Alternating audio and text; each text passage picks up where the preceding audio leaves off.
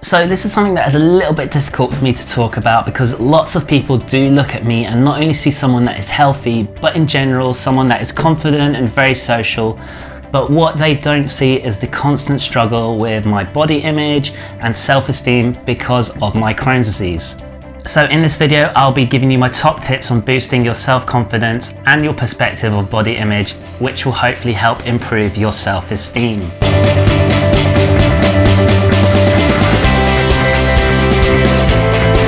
Welcome back to my channel, the only place for Crohn's and colitis tips, tricks and information. So make sure you hit that subscribe button to be notified every time I post a video. And if you want to join an exclusive community of people who receive tips and tricks on living with Crohn's disease or ulcerative colitis, then make sure you subscribe to my newsletter, and you can find a link to that in the description box below.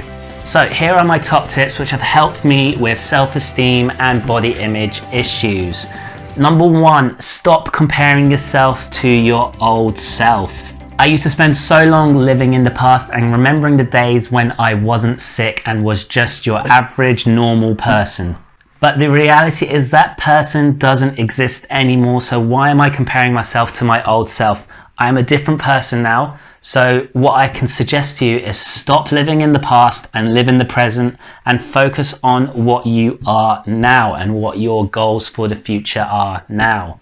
Number 2, look for positive things. I know it can be really tough when you have a chronic illness and it seems like it's one thing after another, but look for the silver linings. Look for the positives that have come out of your illness. It could mean meeting or making new friends, volunteering to raise awareness, or even just celebrating the fact that you can function and live your life with a chronic illness, which, by the way, is amazing. Number 3 is social media. We get wrapped up in social media and we start thinking that is reality, whereas what you've got to remember is social media is someone's highlight reel.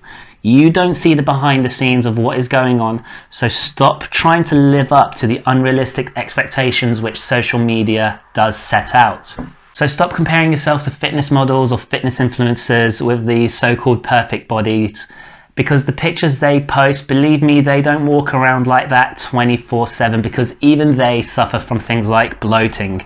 What you can find useful is hitting that unfollow button if you do find following certain people are having an impact on your mental health and your own body image. The less you see of it, the more likely you are going to stop comparing yourself to them. Number 4, focus on the things you like about yourself. We get so wrapped up in the negative that we forget that there are the positives. Focus on what you like about your body, or what you like that your body can do despite of your chronic illness. Number 5, sticking with positivity is to practice positive affirmations. Say nice things about yourself, whether that is in your own head or out loud when looking at the mirror. So I will give you an example. Ziad, you are amazing. That's as simple as it can be, but the bottom line is be positive, and usually the energy you put out is the energy that you attract. So if you're putting out negative vibes, unfortunately that is what you're going to be focusing on and attracting in your life. Number 6, look at the group of friends you hang around with. Now this can be very difficult for some people, but the reality is, look at who you're hanging around with. How do you feel when you're around them? Do they make you feel uncomfortable? Do they make you feel confident? Do they make you cause a lot of self-doubt in yourself? It can be hard to cut people out of your life, but if the people you're hanging around with aren't making you feel like your best self, then it may be worth re-evaluating who you hang around with. Number 7 is get active. This doesn't have to be considered exercise or going to the gym, but being active can be a great way to shift a few pounds off the scale if that's what you are looking for. But I think it's more important to find the reason of why you are getting active and focus on something you really enjoy. Me personally, I enjoy going to the gym, I enjoy playing football because not only does it keep me active and out of the house, but it keeps me social as well, because I meet up with my mates at the gym, or I meet with my mates when I go play football, and there's that social element about it. Sticking with football, getting involved in team sports like football is a great way to not only meet new people and make new friends, but it helps you feel included, because you don't only have a job to do on the pitch, but also off it in terms of socializing. Number 8, open up to someone. Often we can keep things bottled up, and the longer we keep things inside, the heavier they become and the worse they seem to be.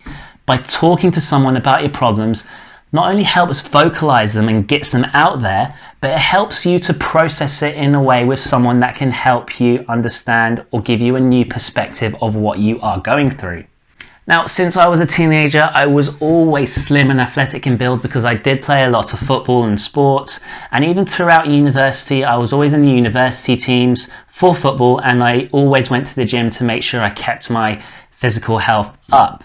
But when I was officially diagnosed with Crohn's disease after experiencing symptoms for a whole year, I did become very self-conscious. I lost the athleticism of my body and instead was this scrawny little twig because I lost so much weight. And even when I started to put on weight, it was never really consistent. And the medication I was on would always make my weight fluctuate, which really didn't help on my confidence and self-esteem. So if you are in a similar situation to that when I was, then you're not alone, and I hope these tips have helped. And if there is something you can suggest that I've missed out, then leave a comment below.